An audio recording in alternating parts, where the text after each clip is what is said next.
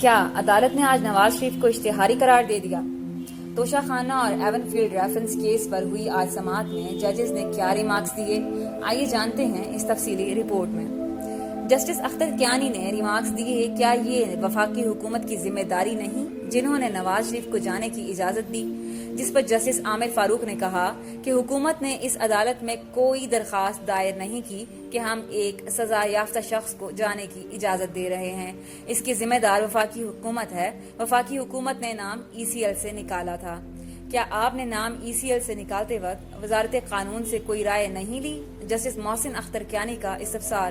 Justice عامر فاروق نے جواباً کہا، Lahore high court نے ECL سے نکالنے کا حکم نہیں دیا، انہوں نے تو طریقہ کار طے کیا۔ جب وفاقی حکومت نے نواز شریف کا نام نکالا تھا تو عدالت کو آگاہ کرنا چاہیے تھا۔ اہم کام تو نواز شریف کی اپیل پر فیصلہ کرنا ہے، لیکن ہم ان کی حاضری پر رکے ہوئے ہیں۔ جسٹس عامر فاروق نے مزید کہا کہ انکوائری سٹیج پر تو ملزم کا نام ECL پر ڈال دیا جاتا ہے اور سزا یافتہ شخص کو بھیجتے وقت عدالت کو آگاہ ہی نہیں کیا۔ اب وفاقی حکومت کی ذمہ داری ہے کہ نواز شریف کی حاضری یقینی بنائے۔ عدالت سے اجازت تو دور کی بات، آگاہ بھی نہیں کیا گیا۔ اب ہم رکے ہوئے ہیں، 20,000 صفحات پر مشتمل اپیل بھی ہے۔ وفاقی حکومت نے نواز شریف کا نام ECL سے نکالا، اب وہ خود اس کی ذمہ دار ہے۔ نیب کا کہنا ہے کہ نواز شریف کے وارنٹ حسن نواز نے وصول کیے، وہ خود بھی اشتہاری ہیں۔ وارنٹ کی تعمیل کے لیے جانے والی پاکستانی کمیشن کی کونسلر کو بلا کر بیان ریکارڈ کر لیا جائے۔ اس حکم پر جسٹس محسن اختر کیانی نے کہا کہ پھر تو اس کو 1.5 لاکھ کا ٹکٹ اور آنے جانے کا ٹکٹ بھی دینا پڑے گا۔ اس کے بعد جسٹس عامر فاروق نے ریمارکس دیے کہ وہ بیان تو ہم ویڈیو لنک کے ذریعے بھی ریکارڈ کر سکتے ہیں، آفیشیل ڈاکیومنٹ کا انتظار کر لیتے ہیں، کل ہدایات لے کر بتا دیں کہ تعمیل میں کتنا وقت لگے گا۔ کیا کل تک عدالت کو بتایا جا سکتا ہے کہ ہائی کمیشن کو کارروائی مکمل کرنے میں کتنا وقت درکار ہوگا؟ جسٹس محسن اختر کیانی کا مزید کہنا تھا کہ عدالت اشتہار جاری کرتی ہے تو عدالت کے افسر کو ایون فیلڈ اپارٹمنٹس پر اشتہار آویزاں بھی کرنا ہوگا۔ نیب پروسیکیوٹر کاؤنٹی کورٹ کی کارروائی پر جائے بغیر بھی یہ عدالت نواز شریف کو اشتہاری قرار دینے کی کارروائی شروع کر سکتی ہے۔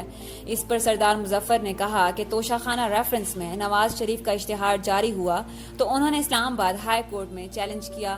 جسٹس عامر فاروق نے کہا، نواز شریف کے علم میں تو ہوگا لیکن عدالت کو قانون پر مکمل طور پر عمل کرنا ہوگا۔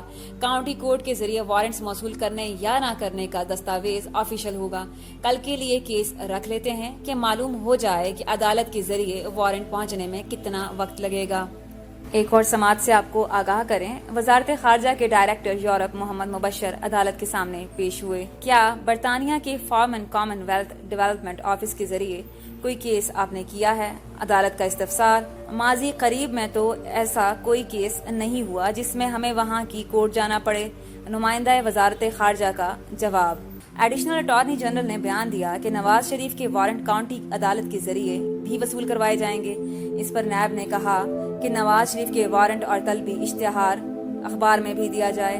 سردار Muzaffar Abbasi deputy prosecutor general NAB کا مزید کہنا تھا کہ ناقابل ضمانت وارنٹ گرفتاری کے بعد اشتہاری قرار دینے کے لیے 30 دن کا وقت دینا ضروری ہے، جس پر جسٹس عامر فاروق نے پوچھا کہ اگر کوئی پہلے ہی کسی کیس میں اشتہاری ملزم ڈکلیئر ہو چکا ہو تو کیا ہوگا؟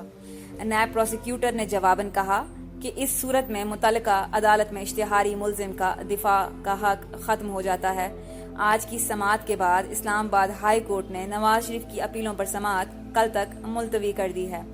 نواز شریف کو موصول کرائے گئے وارنٹ کی اصل دستاویزات طلب کر لی۔ عدالت کا نواز شریف کی رہائش گاہ پر جانے والے افسر راؤ عبدالحنان کا بیان قلم بند کرنے کا بھی فیصلہ۔ پاکستانی ہائی کمیشن میں تعینات افسر راؤ عبدالحنان کا ویڈیو لنک سے بھی بیان ہو سکتا ہے۔ عدالت نے یہ بھی پوچھا کہ کامن ویلتھ آفس اور کاؤنٹی عدالت سے وارنٹ کی تعمیل میں کتنا وقت لگے گا۔ دفتر خارجہ کاؤنٹی عدالت کے ذریعے تعمیل کی میعاد پر رپورٹ دے